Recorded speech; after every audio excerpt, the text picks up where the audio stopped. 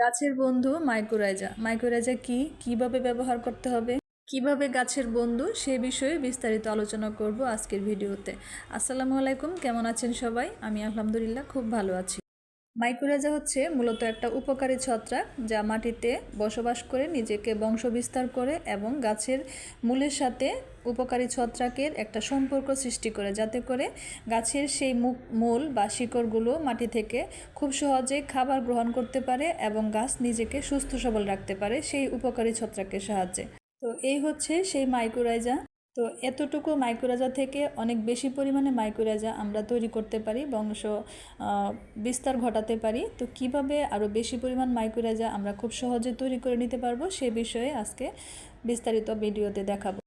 এই মাইকোরাইজাটা কালচার করার জন্য আমি এখানে প্রায় 2 কেজির উপরে শুকনো গোবর নিয়েছি।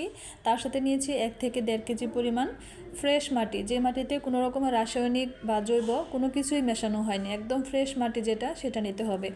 এই মাটি এবং গোবরে যদি কোনো রকমের রাসায়নিক পদার্থ থাকে, রাসায়নিক সার থাকে, তাহলে কিন্তু মাইকোরাইজা নিজেকে বংশবিস্তার করতে পারবে না, উপকারী ছত্রাকটা কিন্তু উল্টে আরও মারা যাবে।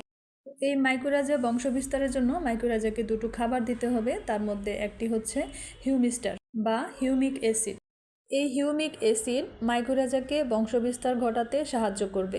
আমি এখানে প্রায় গোবর এবং মাটি মিশিয়ে 3 থেকে 3.5 কেজি পরিমাণ মিক্সচারের সাথে প্রায় 1.5 থেকে 2 চামচ পরিমাণ আমি হিউমিক অ্যাসিড মিশিয়ে নিব। বংশবিস্তার করতে মাইকোরাইজার আরেকটা খাবার যেটা হচ্ছে চিটাগুড়। এই চিটাগুড় আমরা পানির সাথে মিক্সড করে সবশেষে মিশাবো। তো 3 কেজি পরিমাণ গোবর মাটির মিশ্রণে আমরা প্রায় 2 চামচ পরিমাণ মাইকোরাইজা নিব। ভালোভাবে সবগুলো মিশ্রণ একসাথে মিক্সড করে চিটাগুড় আর পানির যে মিশ্রণটা আমরা রেডি করেছিলাম সেটা ভালোভাবে মিশিয়ে নিব। মাইকোরাইজা নিজেকে বংশবিস্তার করার জন্য একটা স্যাঁতসেঁতে পরিবেশ আমাদেরকে সৃষ্টি করে দিতে হবে।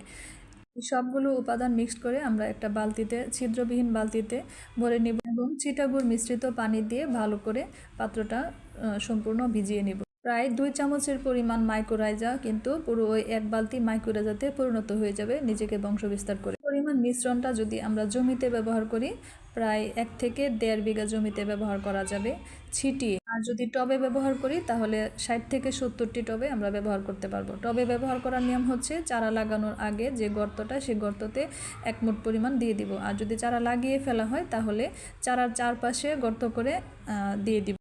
10 থেকে 15 দিনের জন্য একটা ছায়াযুক্ত স্থানে ঢাকনা দিয়ে রেখে দিব, আর মাইকোরাইজা তৈরি হয়ে যাবে। আমার ভিডিওটি যারা এতক্ষণ ধৈর্য নিয়ে দেখেছেন সবার প্রতি রইল আমার আন্তরিক কৃতজ্ঞতা। সবাই ভালো থাকবেন। আল্লাহ হাফেজ।